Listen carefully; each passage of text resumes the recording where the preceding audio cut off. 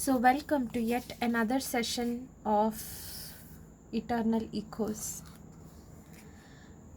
So, this reminds me today was a very beautiful day.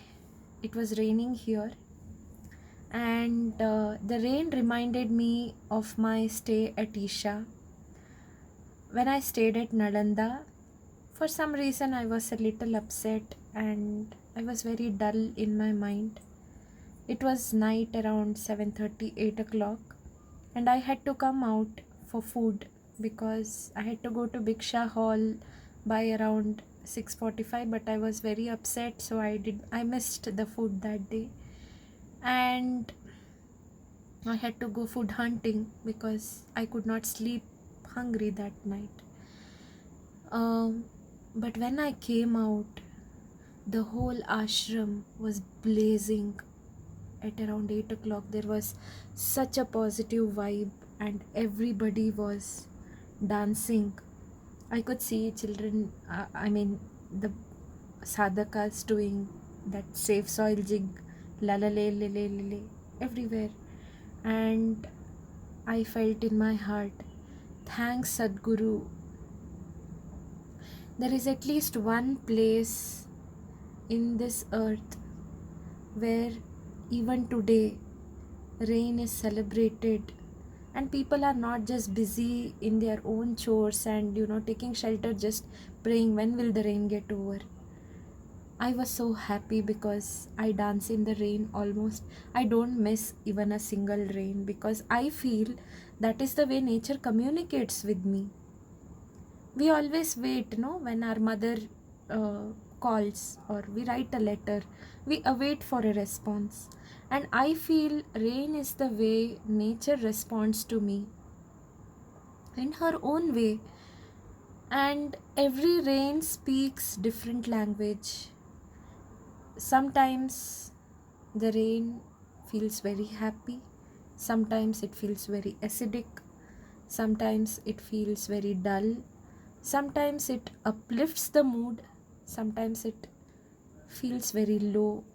But whatever it is, this is my perception. But the nature's purity always has never missed a chance to soak me into her grace. I have experienced every place I go, the rain when it falls on me, the feeling that it creates within me, the resonance that it creates within me is so unique. I have danced in the rain at Singapore for about 2.5 hours, and I have danced in Bangalore and Mangalore, never to mention, for more than 18 years, 18-20 years. Every single rain I would play dance, and my mother would be like, okay, it's raining, and my daughter is just going to play all over. I go to the terrace and balcony, everywhere. I feel that's the way nature communicates with me. I have felt the rain in Udupi, that's my in-laws' place. They were a little concerned because that was the first time they saw me dancing in rain. They were unsure about my action because it felt very unnatural. Why would a girl just go out and just start playing in the rain? I would sing songs with rain, and after rain, the water that remains, I love to see myself in that. I feel wherever there is stagnant water, even if it is muddy, I play with that water only because this is the aftercare given by the nature to me. And I adore every single step taken by nature towards me. So,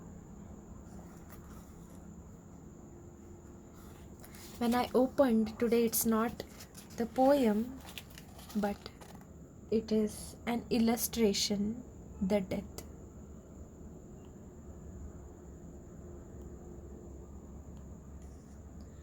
So, since it's an illustration, let me just say what is depicted here.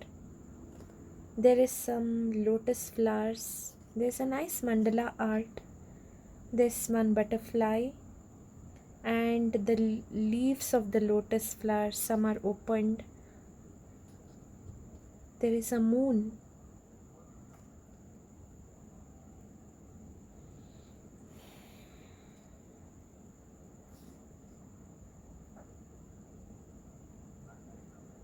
And there are some thorns, or it's rather like a dragon opening its mouth here and there.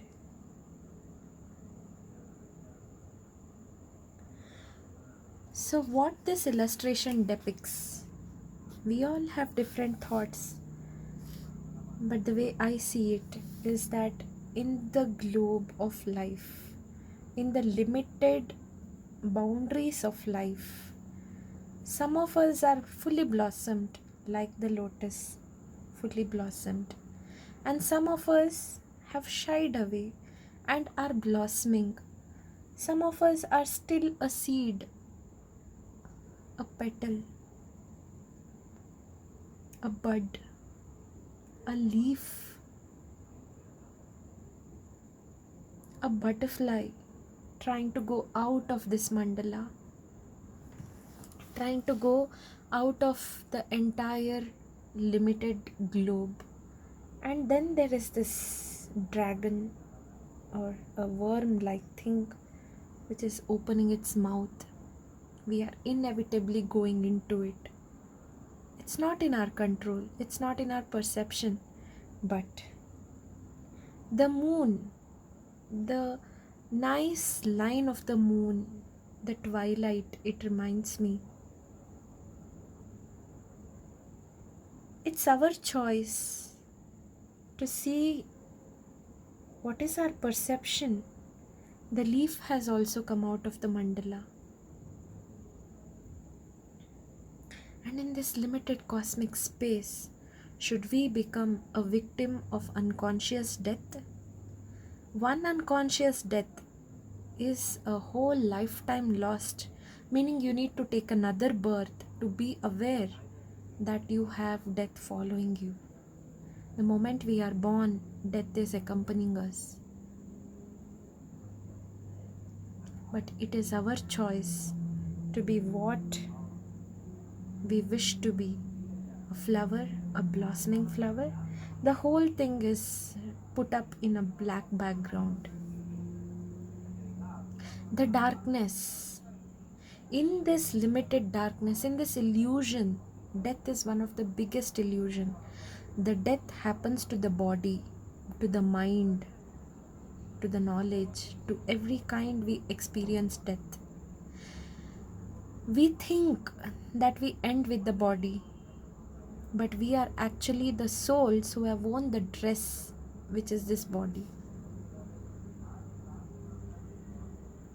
With this realization, I end today's session with Eternal Echoes. Thank you, Sadhguru, for this beautiful book. I love you.